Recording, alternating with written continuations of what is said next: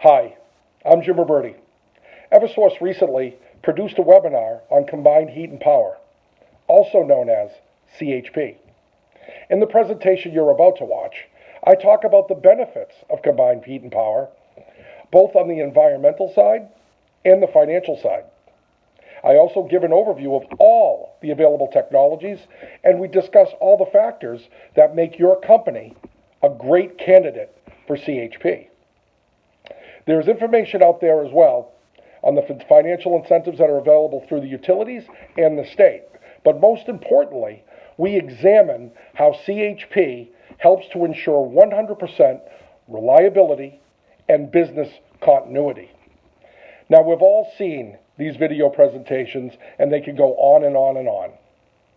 This one, however, I can assure you, is fully packed of useful information. And we've also organized it so you can go right to the sections that interest you the most. And of course, if you have any questions at all, please don't hesitate to reach out to me directly.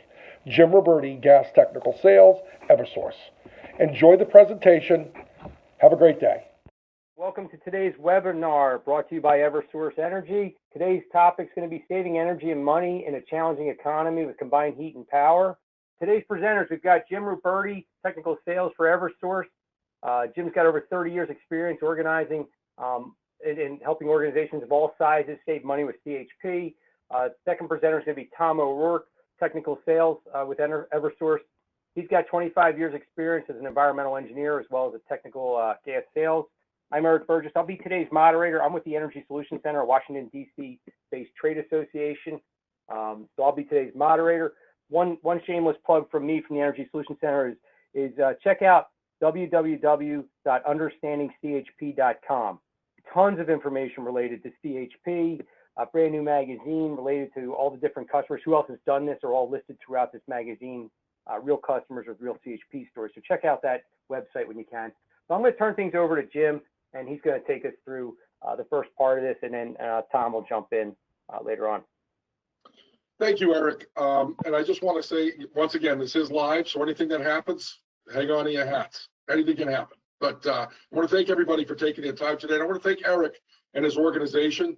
They are a fantastic partner when it comes to combined heat and power and in the energy business. So please take a look at their organization and what they provide. Those of you in this field, they're an excellent asset. So let's take a look at the, I will start with just who we are, right? So Eversource is New England's largest delivery company and serves approximately 4 million electric natural gas customers in Connecticut, Massachusetts, and New Hampshire. Eversource has approximately 530,000 gas customers. That's going to increase. Most of you know that we have gone into an agreement with Columbia Gas. So we will be expanding.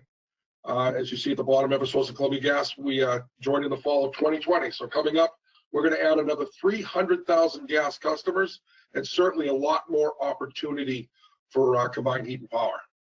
So just so everybody knows on the line, we're going to do a couple of poll questions that we'd like you to respond to.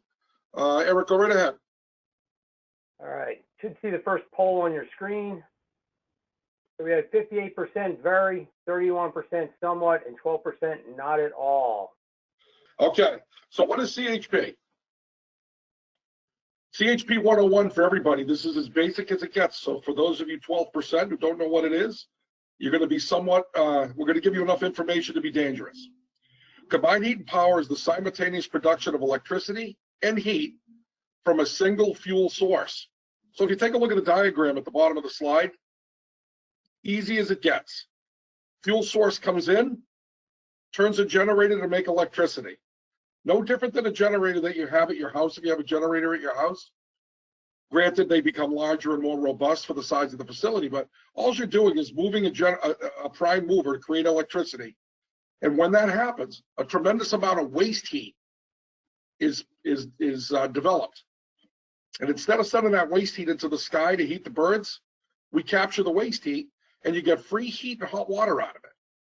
So not only are you making electricity more efficient than the grid on site, you're giving your facility free heat and hot water, and you can also do cooling as well. Once again, how it works. CHP system can provide 80% overall efficiency. I don't know if a lot of you know this, but the grid coming to your facility is around 44% efficient, maybe a little less.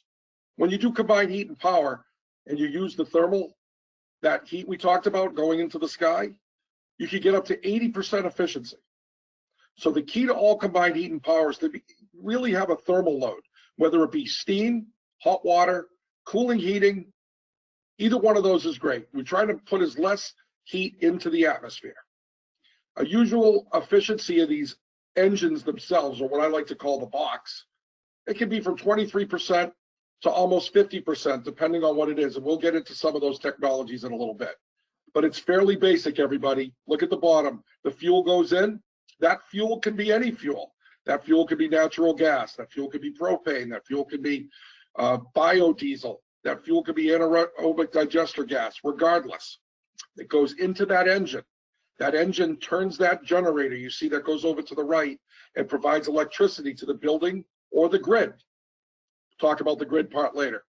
While it turns that generator you're looking at, you see the arrow that goes up? That's the heat that's generated by making the electricity. So we capture that heat and we turn it into a heat recovery unit, which can either make water, steam, hot water, cooling, or heating. And that's the gist of it. That's your quick fishbone chart of combined heat and power. Available technologies, like we talked about, the box is the box. The box that turns that generator and creates all that waste heat can be different technologies. They all do the same thing. They all take a fuel in and they all make electricity. Some of them are different efficiencies. Some of them create more heat. It's all building applicable. We take a look at your building and we decide which one's the best fit for our customers. First one is a reciprocating engine. It's what everybody's familiar with. The old tried and true Caterpillar, there's a name for you. It's also marine engines as well, are reciprocating engines. Fuel cells, microturbines. Microturbines are small jet engines or small car engines, not reciprocating. You have the large gas turbines. You have steam turbines that are run by steam. And of course, we have heat recovery equipment, which is the equipment that captures that thermal that comes off the top of the box. You need something to capture that waste heat that's going into the air and heating the birds. That's what the heat recovery equipment does. It's attached to your box, so you get usable waste heat. Let's start with fuel cells. Fuel cells are very quiet. They have no moving parts. It says they last up to 20 years, which they do, but you have to replace some cell stacks. There's some maintenance requirement. They convert natural gas directly into electricity with heat. Very high efficiencies with the fuel cells. Fuel cells can qualify for incentives without using the thermal. There's companies out there that their efficiencies are higher than almost 50%, which is more efficient than the grid, so they qualify for incentives. They're environmentally friendly. Fuel cells emissions are great. They're very good low emissions. Now, the other ones have low emissions too. You just have to add pieces of equipment to get them there. Here's some examples. Clark University in Worcester, 2 megawatt reciprocating engine. That's the one on the top. That's the one we talked about, like a Caterpillar, tried and true, been around since the early 1900s. Bottom left is the 200 kilowatt Bloom fuel cell. This is the Home Depot in Worcester. They don't have any thermal utilization with Bloom. Bloom strictly makes electricity. They make it efficiently using natural gas. Bottom right is the 1.3 megawatt Doosan fuel cell, the Naugatuck wastewater treatment plant. Remember we talked about fuels can be different, not necessarily just natural gas. They're using wastewater treatment gas to operate that Naugatuck wastewater treatment plant. Doosan fuel cell is different than the Bloom. The Bloom doesn't use waste heat at all in the facility. The Doosan has not only available thermal waste heat, they also have pure, clean water as a byproduct.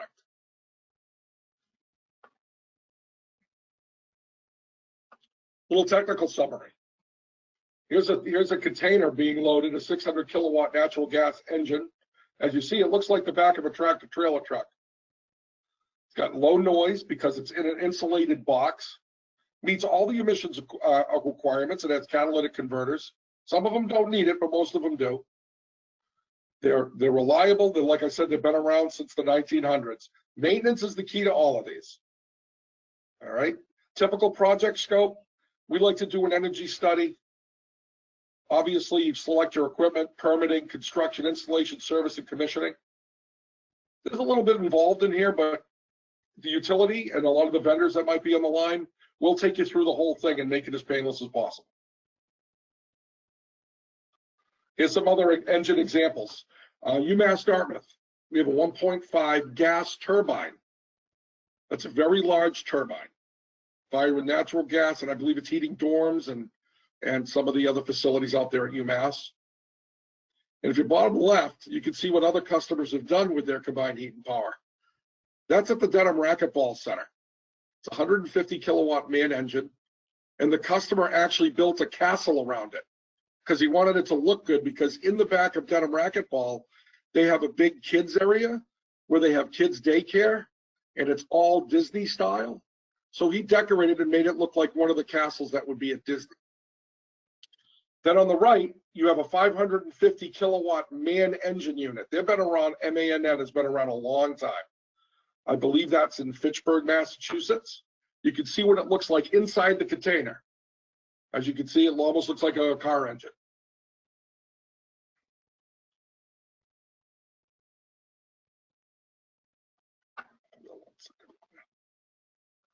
Okay, the benefits of combined heat and power.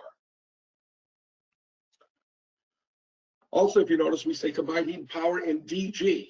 DG is just another acronym. And let me tell you about the acronyms for all of this. CHP, CCHP, DG, cogeneration, on-site power, they all mean the same thing. You're taking a fuel and you're making electricity. Some of them, most of them, you're going to use the waste heat for making the electricity. Some of them you're not, like the Bloom. But we're all distributed generation is not CHP. It's just making straight electricity for your facility 24/7. And we'll get into that. Some of the benefits: savings and cost certainty. We all know electric prices aren't staying the same. They're going up, and natural gas prices are staying low. Even if you get your fuel source for free, think of the difference there. It also keeps your cost certainty because you can lock in your rates and guarantee your payback. Resiliency. All of these units can provide backup power to a facility. As you know, Hurricane Sandy, Katrina, everything that's happening, everybody wants to have power. Think about you guys being trapped at home during this thing, and if you lost power on top of it. Backup power is big. Business continuity, obviously, to stay up and running, hospitals, hotels. Efficiency, we're going to be more efficient than the grid. You're going to have carbon reduction on your site. That's the sustainable part. Lower greenhouse gas emissions. Now, I've been doing this for a long time, and recently in the past year or two, I said, you know, the economy is fantastic. And the last thing a lot of customers are looking at is putting combined heat and power in, because they're really not concerned about their utility bills because they're making tons of money. We'll take a look at where we are now. A lot of business out operating, and now they're going to start to focus on where they can save money when they come back. Combined heat and power, not lights, not motors, not drives, not insulation. The biggest bang for a customer, if it's applicable to their site, is on-site power generation. You're going to make your own electricity at half the cost, and it's just the way to go if your facility meets the requirements. Combined heat and power can save facilities considerable amount of money on their energy bills due to its higher efficiency than the grid, and can provide a hedge against unstable rising energy costs. We'll get into that later. You'll see some slides on where we see utility costs going. Reliability. CHP can be designed to provide high quality electricity and thermal energy to a site regardless of what might occur on the power grid, decreasing the impact of outages and improving the power quality for sensitive equipment in your facility. Business continuity. It will enable organizations to maintain essential functions after a power disruption has occurred. We're seeing grocery chains put these in. They can't afford to lose the food and they need to be open during power outages. We're looking at gas stations now. We're looking at charging stations for vehicles. Gas stations important when snow removal and the trucks need to get gas. Can't be without power. Efficiency. CHP requires less fuel to produce a given energy output and avoids transmission and distribution losses that occur when electricity travels over power lines. Like we said, by the time electricity gets to your facility, it's only 35% efficient. You making your own power is going to bring that up to 80 and 90% efficient. Environmental, because less fuel is burned to produce each unit of energy input, combined heat and power reduces air pollution and greenhouse gas emissions. We all know about carbon reduction and greenhouse gas emissions. This would be the biggest bite of the apple for your organization or facility to reduce carbon and emissions. So we're going to take a look at the best candidates for combined heat and power. Do you have long operating hours? Do you have a central heat? The key is you need to have a central heating or cooling plant, everybody. If you're a hotel that has multiple PTAC units in your rooms, really not a great candidate, most likely not. Do you pay more than 10 cents a kilowatt for electricity? There is nobody on this phone or outside this webinar that pays less than that. Is the cost versus natural gas electrical favorable? Good spark spread is what we call in the industry. Absolutely. Natural gas is lower than it was in 1996. Electric rates are the highest. So right now, the application of combined heat and power can save you a fortune. Are you concerned about the impact? Everybody should be. Like I said, with the way the economy has been, if the economy is great, a lot of businesses don't really look at their energy costs as much as they used to. But now is the time. We're going to see electric rates go up substantially. We'll get to that shortly. Do you have thermal loads throughout the year? We've talked about this. We're pounding that drum. Have you already implemented energy savings measures? Now that's important as well. You either identify the savings measures of the facility first. You can implement them, but try to identify the most energy savings. You do not want to oversize your system. You don't want to put a large kW system in, then lower all your electric by putting energy efficiency measures in. Then your system will be oversized.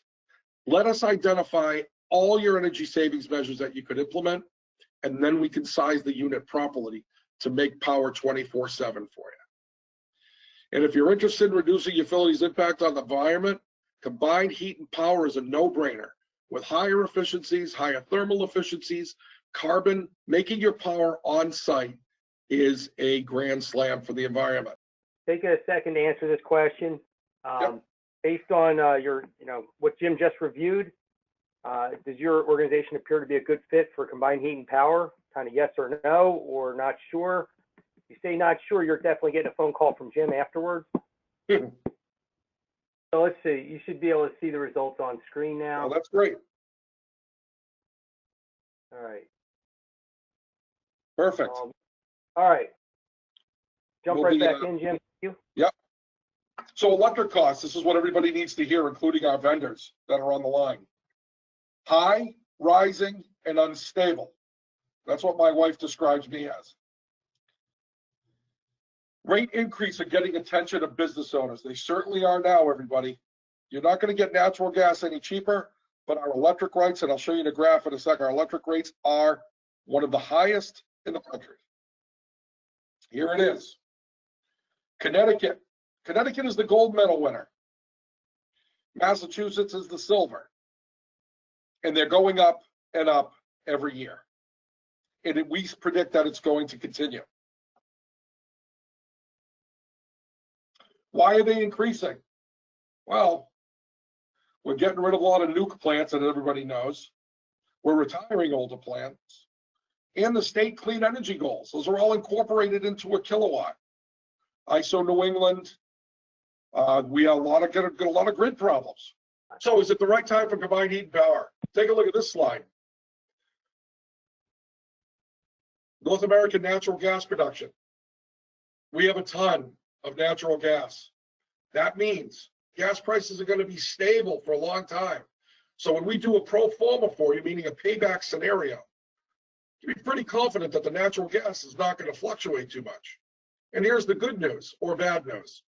If there tends to be a spike in natural gas, what's that going to do the cost for a kilowatt of electricity? Where's the most in Massachusetts and New England?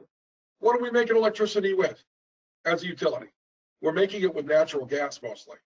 So if natural gas prices go up, so is electricity, about 6 months behind. So it's directly proportional. But the confidence is that we have in this business doing a long time. Natural gas prices are going to stay stable and electric costs are going to go up. And that is a fantastic recipe for combined on-site heat and power.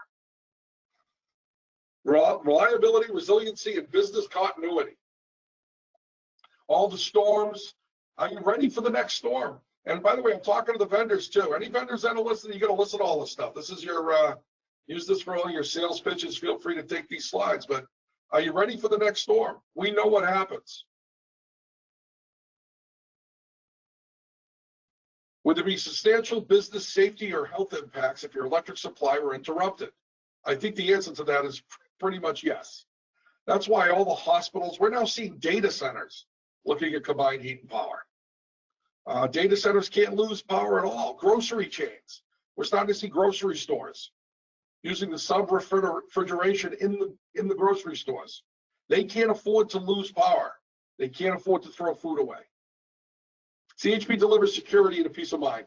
That's what we're pretty much trying to tell you. There's the zoo down in New York City. They need the backup power. We have gas stations that need backup power, aquariums.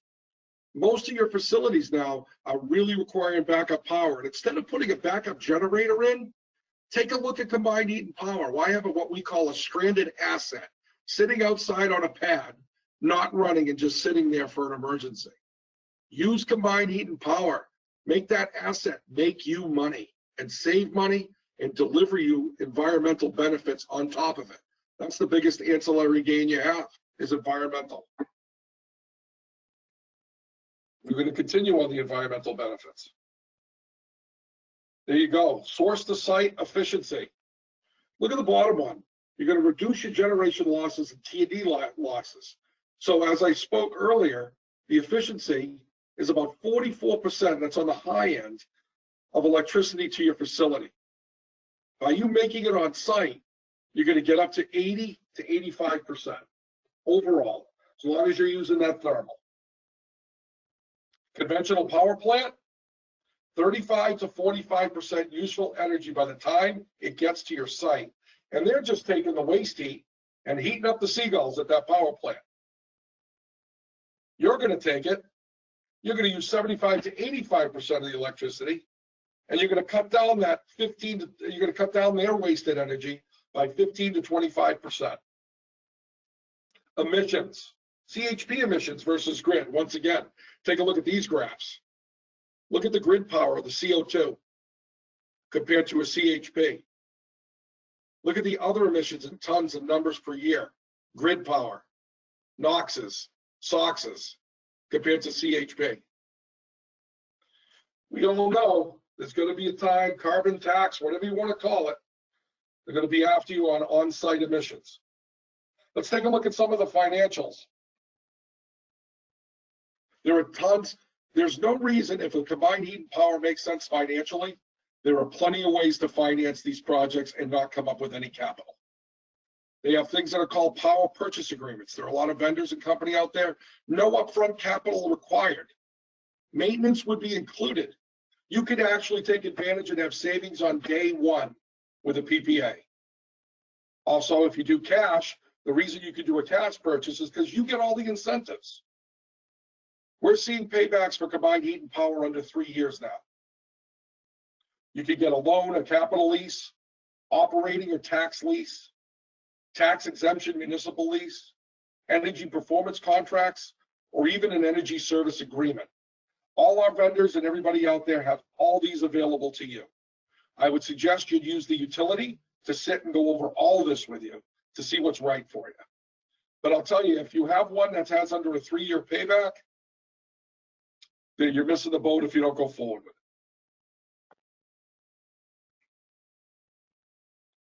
Here's an actual vendor analysis that was done on a site. You take a look at on the left-hand side, the utility rate they were paying all in for their kilowatt was 15.6 cents. I think most of us would be thrilled to have 15.6 cents per kilowatt. The actual cost to produce the electricity on site, that's including your natural gas, including your maintenance and everything, is 8.27 cents per kilowatt. Annual production was over 3,000. You see the number there. The annual savings for this particular customer was $231,000 a year. Pretty impressive. So on the right-hand side, take a look at the turnkey costs for this particular project. Turnkey, that includes everything. Doesn't include the utility interconnection, but that's okay. That's not going to affect it too greatly. The utility rebate, over $400,000. Federal tax credit may expire, may get continued, we don't know. But for this case right here, it was included. For a total net cost of $1.1 million and a simple payback of 3.6 to 3.8 years. This is a sample of what you get from your vendors. And I must stress, and we stress it because we review all of these, we want them to be conservative. And then we're going to do everything we can to lower that simple payback for you. Whether it be go back to the electric utility and get more money, whether it to be find more incentives for you, whether it to be lock in the rates. We don't want to miss this. Connecticut and Massachusetts have statewide energy efficiency programs. It's ratepayer funded. So you as a customer are already putting money into an efficiency program that you could take more out than you're putting in with a combined heat and power project. All utilities want combined heat and power, and they need it for many reasons. The main reason, one main reason, is to meet their energy efficiency goal. We already know that you're making an efficient kilowatt, and the electric utility will pay you for that. The other reason is for grid reasons. You need people to come off the grid, take less pressure off the grid, backup power as well. CHP has historically played a major role in helping all these states meet their goals. They need to hit their goals. They're going to push combined heat and power, and they're going to give a lot of money towards it. Massachusetts was ranked #1 in 2018, and it was only because CHP brought us to them. Support is available. Support for these projects is available everywhere. Your vendors, your utility people like Tom and I and Brian Rossman on the electric side, ESC, there's plenty of places to help out. We're always ready to help. Get us in early on a project so we can streamline it and make these things go smoothly and try to save you the most money we can. Here's the large projects that have been installed in our territory. This is in Connecticut. Kimberly-Clark, some of you are familiar with that name, they put a 32 megawatt system in. Rand Whitney, 10.5. Pratt & Whitney, who makes engines, right? They make jet engines, 10 megawatts. Pfizer, which is a pharmaceutical, 5.6 megawatts. Foxwoods Casino, I think we all helped pay for this, 18.5 megawatts. Frito-Lay, obviously I help pay for that every day, 4.6 megawatts. And the Naugatuck Wastewater Treatment Plant, 1.3 megawatts. Here's some other DG projects that have been proposed. These are on-site, non-CHP, just to make power. See the US sub bases in there, ESPN. Stanford Hospital has been kicking that 2 megawatts around for about 12 years. That thing would have been paid off. I was on that project 12 years ago. That project would have been paid off in 2 years, and they've waited this long, and they still haven't put it in yet. So sometimes waiting is not, you're just leaving money on the table. New Canaan, New Milford Wastewater, Connecticut College. Massachusetts historical large projects. Kendall Power Plant provides steam throughout Boston, right? MIT, they just added another 20 megawatts. They have 40 megawatts. Harvard, 7 megawatts. Biogen. Titleist, 4 megawatts. Skipping down to UMass Memorial, UMass Dartmouth, and now we're seeing more and more fuel cell projects be installed. There's some other ones. Wyman Gordon State Street Bank, that's going to be going in. We're also seeing a lot of marijuana facilities putting combined heat and power in. They're also putting some gas-fired cooling in as well. Let's not forget about gas-fired cooling, but this is a CHP seminar. Southborough Service Center, we're actually going to put one in. Eversource. The process. How do I go about this? What should I do? If I'm a facility owner that's thinking about this, if you like what you heard, here's what we expect. Expect an internal discussion. It's going to take you 12 to 18 months for a final design, ordering, and installation. However, that time can be shrunken if you work with us directly. Yeah, that includes for you vendors too. Bring the utility in quicker. Get us in there. You got to expect 6 months to after the thing is installed too for breaking in and debugging purposes. The units will last 20 years. But the biggest part is the trying to get this thing passed into the C-suite and get approved. It can take quite some time. What we want to do is clear everything away, get you to an executive summary that can be presented to the owner. If you are the owner, we'll get you an executive summary. We know you have businesses to run. People have businesses to run, they don't want to be a utility. We take care of all that for you. We will present you with a full proposal, working with the vendors, working with interconnection to make the project go as smoothly as possible. We also have internal engineers on the energy efficiency side that will review all the numbers to make you feel comfortable. The key is you're losing money. If this unit has a 3-year payback or less, you're losing money every day. You want to get that installed. You're going to look at these things as like printing presses. Combined heat and power is printing money every day. As long as it's running, it's printing money every day. You want to have it serviced, you want to have it maintained, and you want to print it. And I'll tell you, the state, the federal government, the utilities wouldn't be giving you money towards this if they didn't believe in it. Here's how we work at it as a utility representative, or as Tom and I or Brian. What we want to do is meet with you alone. We want to meet with the customer alone. I know there's vendors on here listening, they know the drill. We want to meet with you alone. We want to discuss everything and gather some data. Then we'll bring a vendor in, or a vendor will bring us in, and we'll do a developmental meeting. We'll do a walkthrough, a data gathering. Then we'll do a question and answer period, and then we'll get you a final proposal. We don't want to waste your time. Let us waste our time.